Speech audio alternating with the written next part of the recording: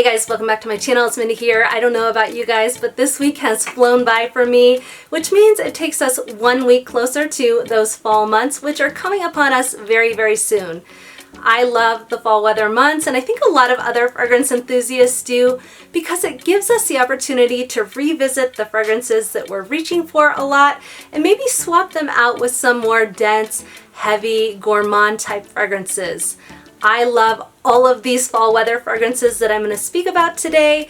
Each one of them is at least an 8 out of 10 for me.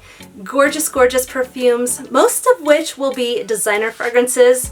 Yes, I am dipping my toes a little bit more into the niche realm, and honestly I've been buying decants and samples for the past year and a half, maybe a little bit more, and I've come across a lot that haven't been loves for me, but I'm becoming a little bit more targeted in my approach, focusing a little bit more on gourmand type fragrances. So stay tuned for the future. I'm hoping to see a little bit more niche come into my collection in the coming months. Another thing that I'll say is that some of these I've worn through the summer months. I find them to be quite versatile, but for the most part, these are fragrances that I'm reaching for more so in the cooler months, the fall, the winter, and almost every single one of them has vanilla in them.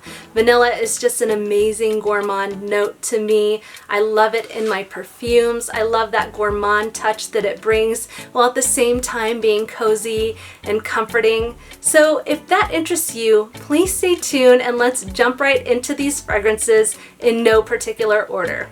The first perfume that I have here won't be a surprise to anyone who's seen my channel before. That is Coco Mademoiselle Intense by Chanel. Now this is deep, alluring, it's intoxicating, one of my very favorite fragrances of all time, and this is definitely a head turner. What I love about fragrance is that it can influence our mood, and this is one that definitely does that for me. If I wake up in sort of a bad mood, or if I wake up and I want to feel more polished for the day, this is definitely one that I can reach for, and it feels like a mood enhancing drug to me. It just puts me in the right mindset. It makes me feel good about myself. It makes me feel empowered, but it also makes me feel just pretty. It is a gorgeous scent, one that I find to be crowd pleasing. I think most people would appreciate this fragrance, though not everyone, because it does have a little bit of a patchouli emphasis in the notes, but ultimately the deep, intoxicating vanilla in this fragrance mixed with all of the other notes here make this a standout perfume, one that will always be in my collection, one that I'll always reach for. That is Coco Mademoiselle Intense by Chanel. The next perfume that I have here is La Nuit Tresor à la folie, and this is another one that really ranks high up in my collection, one that hasn't been bumped yet. Nothing has come to take its place because this is so gorgeous. Now this is an amber vanilla fragrance. I'm addicted to the warm, ambery, vanillic presence here. There is a subtle fruitiness, there is a little bit of spiciness here, but boy, this one is absolutely effortless to me, and it just makes me feel really good.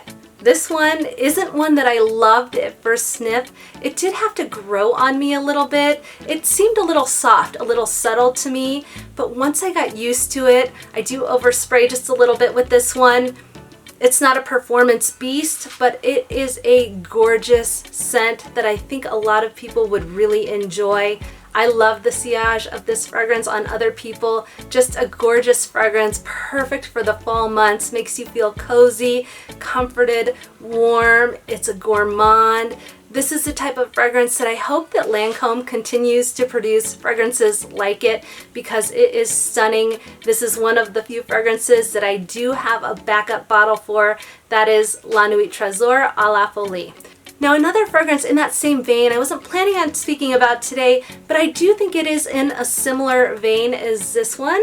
That is La Nuit Tresor, and this is the EDP. Now this one takes a little bit more of a fruity, almost syrupy direction. There is some pear, tangerine, rose, passion fruit, strawberry, lychee, a lot of those sweet notes. There's also praline and vanilla in here. So this one I would say is maybe a little bit more fruity, a little bit more smoky maybe than this one, which is more vanilla centric, but they're both stunning fragrances. I think depending on what your tastes are, you may like one over the other. I do have a slight preference for A La Folie, but I think they're both gorgeous fragrances for those cool months. I think anyone's gonna smell amazing wearing these. This is from the La Nuit Tresor line, A La Folie and EDP. Next up is Angel Muse, and this is the EDP. Now I do reach for the EDT quite a bit more in those summer months, but the EDP is just a little bit heavier, a little bit more dense, and it doesn't have the passion fruit that the EDT has. This one has a little bit of a heavy patchouli presence, and at first spray it can be a little overwhelming.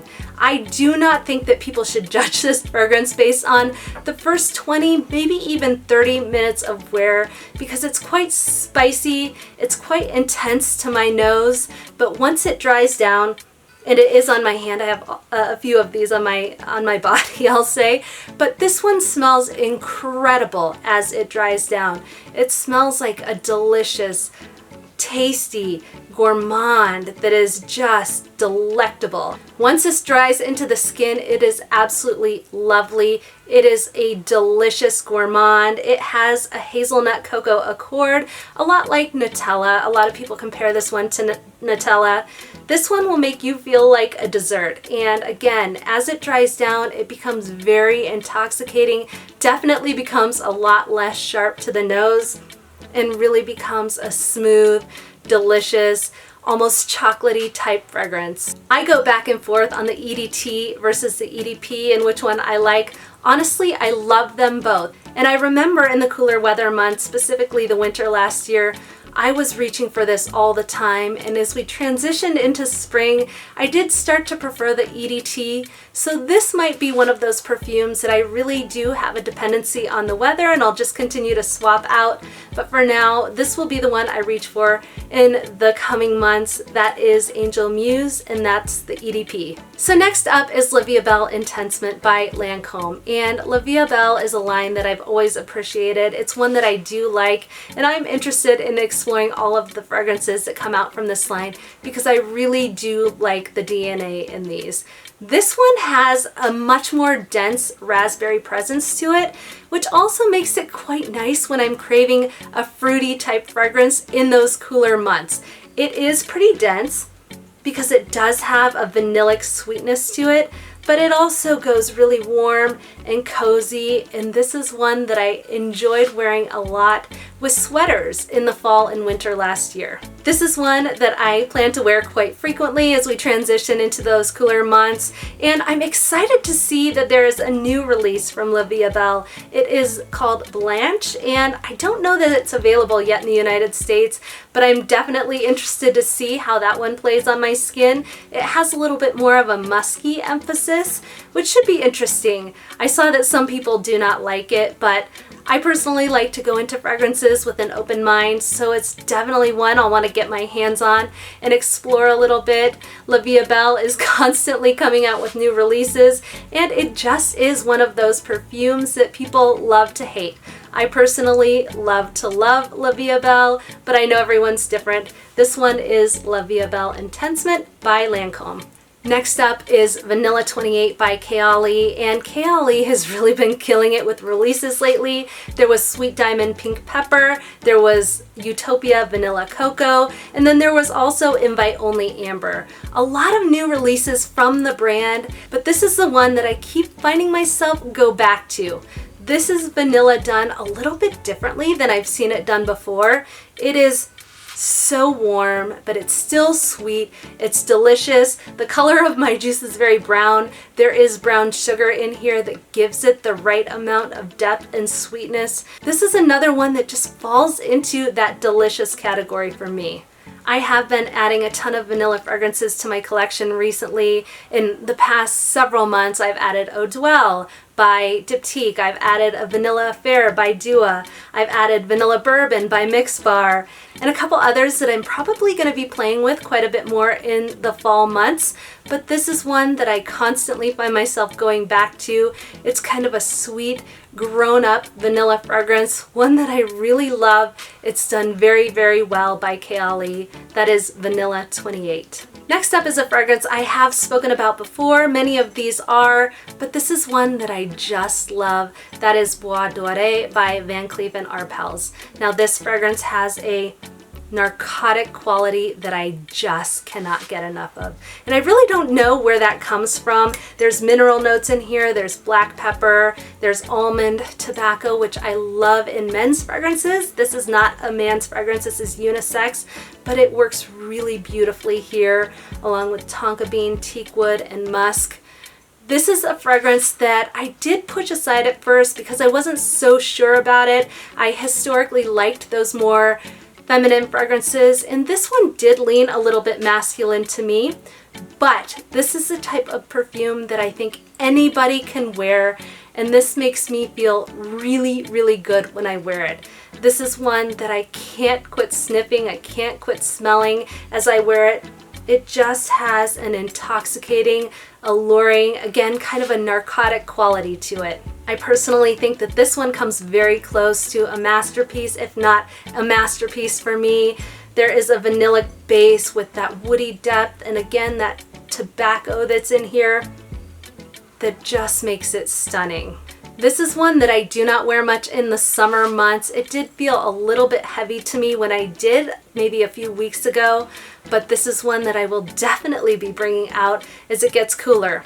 One thing I'll mention here is that I have tried to layer this with other fragrances to make it a little bit more feminine, and personally, I don't like layering fragrances if I don't have to. I like a fragrance to be perfect the way it is, and so that's something I'm working on, just accepting this the way it is, recognizing that to my nose it may lean a little bit more masculine, but again, it feels like a masterpiece to me, one that I find incredibly intoxicating, and one I wear for myself because I love and adore to smell this one throughout the day. Again, that is Bois Dore by Van Cleef and Arpels. Next up is Spiritueuse Double Vanille by Guerlain, and this is one of my very favorite fragrances from the brand, one that works incredibly for sweater weather. This is the type of fragrance that also makes me feel very cozy, very comforted. It does not have a boozy note in it, for example, like a liqueur or something along those lines. There's benzoin, vanilla, cedar, rose, incense, but this definitely has a little bit of a boozy nuance that makes it a grown-up vanilla, sort of like Kayali, but definitely a different fragrance profile. This makes me feel elegant and sophisticated. This does smell luxury to my nose, and again, I wear it sparingly because the price point of this fragrance is quite high, and I do believe that the brand Guerlain may be remarketing or rebranding their products, maybe coming out with new bottles. So I'm not sure this is totally accessible right now. And so I do want to hold on to it a little bit, but also really enjoy the presence of it. And I do want to wear it a little bit more because I love it that much. Just trying to, walk that fine balance of not running out, not using it too much, but also being able to enjoy the scent. Another fragrance that I found along these lines, it does not smell the same, but it has a little bit of that sophisticated elegance, is a Vanilla Affair by the Dua brand. I also like that one, and I will wear it at times in lieu of this one when I'm craving that boozy vanilla scent, but this really is kind of the end-all be-all for me so far in my fragrance journey, one I think a lot of people would like. If you're looking for a luxurious fragrance that feels expensive and is expensive, this is it, Spiritueuse Double Vanille by Guerlain. Most of the perfumes that I've spoken about so far have been in my collection for a while, so I really had the opportunity to play with them and explore them in the fall months. That is not the case with Dior Addict. I brought this into my collection within the past 4 months or so I haven't really had the chance to play with this one too much. Yes, I wore it once or twice in the summer, but this one tends to be a little bit heavy for those warm months. So I've been hanging on to it and I'm really excited to test it out in the coming months. This is a very popular fall weather fragrance and it's one that I didn't love at first sniff. Now this one did have to grow on me because when I first tried it, I did feel like while it has a vanillic presence, it has this deep, dark, almost smoky vibe to it, I didn't really like the weight of the white florals that are in this perfume. Now as I've played with it a little bit more, I have grown to appreciate it and I find it to be deep, but intoxicating also. It has a little bit of a powdery nuance to it. My experience with this fragrance is that not any one single note dominates the perfume. Yes, I pick up the vanilla a little bit. There's this dark, intoxicating feel to the perfume. And yes, I pick up the white florals, but I do think all of the notes that are in here are pretty well blended so that they all come together. They come together very beautifully. As I was exploring this perfume, I did notice that a lot of people said that this is basically a shell of what it used to be. A lot of people really prefer older versions of this fragrance, and that seems to be the case with a lot of perfume releases recently. I believe this is a 2014 version, and it may not be the same as what some people remember, but at the same time, I do find this to be a very nice fragrance, one I'm excited to play with a little bit more in the fall. That is Addict by Dior. Alright, next up is Amber Oud Rouge, and this is a perfume that I've featured on my channel quite a bit now because it is so much like Baccarat Rouge 540 by Maison Francis Kurkdjian, quite similar also to the Extrait version. This is a much more affordable version of those fragrances, or whatever you want to call it, clone, dupe, inspiration of, but it has really met the need of me to have a fragrance like that in my collection. I do find this to be perfectly versatile across seasons, so while I did reach for this one quite a bit in the summer months, it just makes me feel good.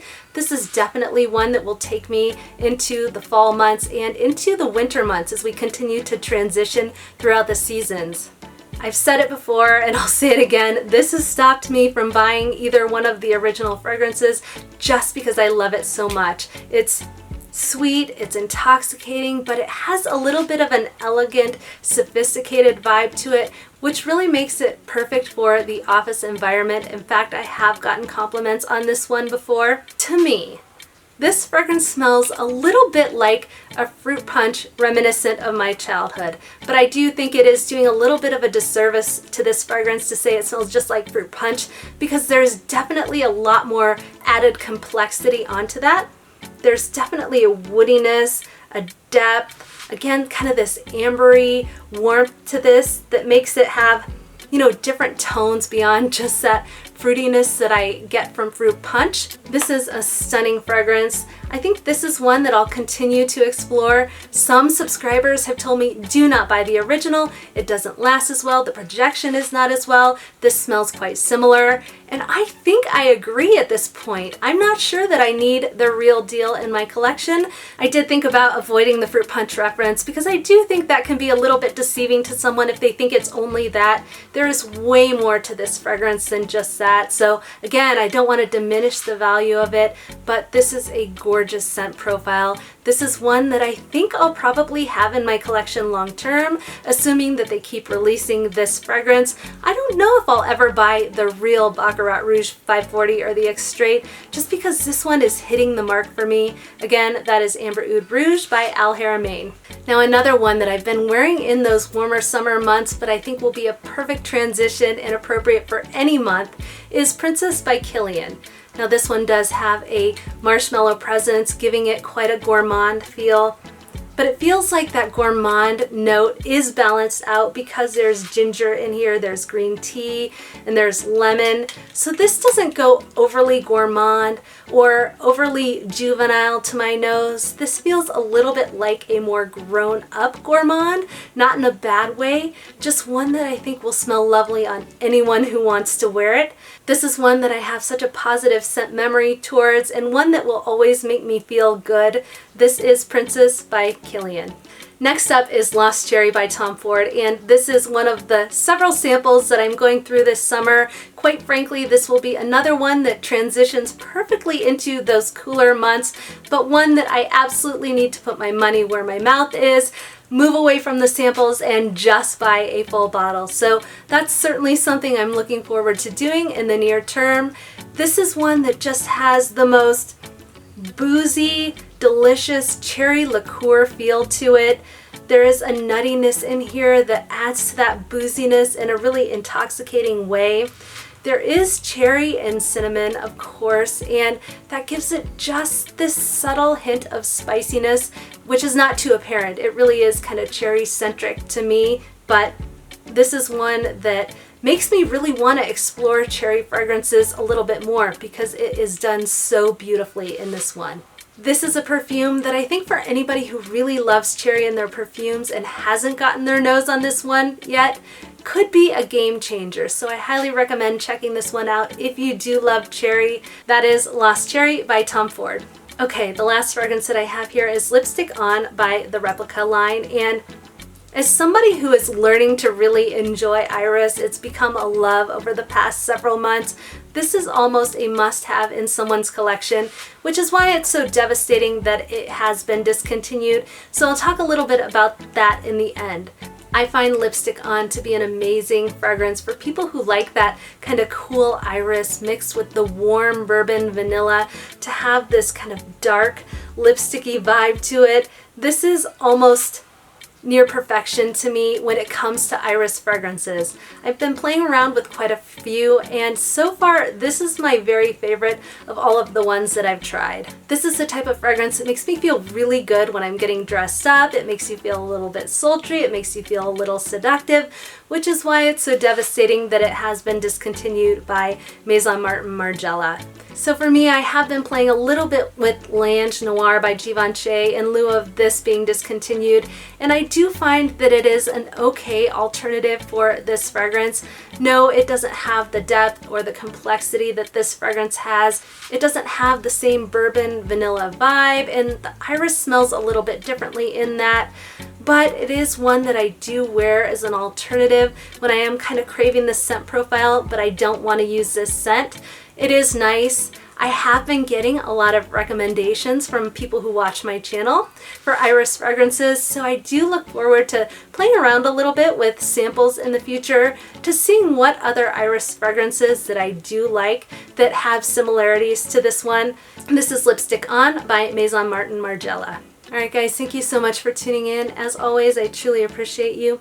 If you enjoyed this video on fragrances that I'll be reaching for this fall, please go ahead and give it a thumbs up and consider subscribing to my channel.